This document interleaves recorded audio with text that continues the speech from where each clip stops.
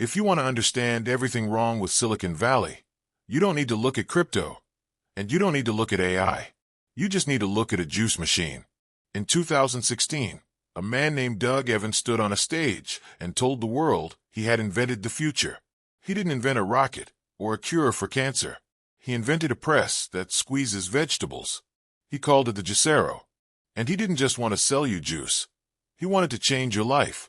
He compared himself to Steve Jobs. He said his machine had 400 custom parts. He said it could exert enough pressure to lift 2 Teslas. He raised $120 million from investors like Google and fierce venture capitalists who usually spot scams from a mile away. They all bought into the hype. They thought this was an espresso for the health-obsessed. The machine launched at a staggering price of $699, $700 for a kitchen appliance that only did one single thing. But the price wasn't the problem. The problem was the secret they were hiding inside the bags. Here is how the machine worked. You couldn't just throw an apple or a carrot into it. No, that would be too simple. You had to buy proprietary produce packs from Juicero for $7 each. These were bags filled with chopped-up wet sludge. You would take this $7 bag of sludge, hang it inside your $700 machine, close the door, and press a button. The machine would hum, connect to the Wi-Fi. Yes, it needed Wi-Fi. Check a QR code, and then slowly, painfully slowly, press the bag to get a glass of juice. It sounds dumb, but rich people in San Francisco loved it. Ivanka Trump tweeted about it. It was a status symbol. Until April 19, 2017. That is the day the music died. Bloomberg News published an article that destroyed the company in less than 24 hours. They had discovered a fatal flaw in the design. They realized that if you took the $7 bag out of the machine and just squeezed it with your hands, the juice came out just fine. In fact, it was faster.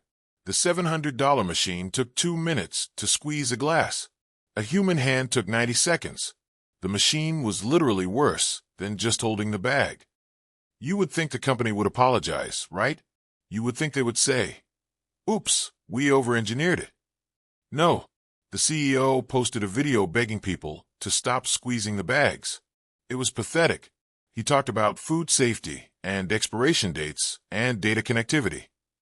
He tried to convince us that we were too stupid to know if a bag of juice was expired without a Wi-Fi connection.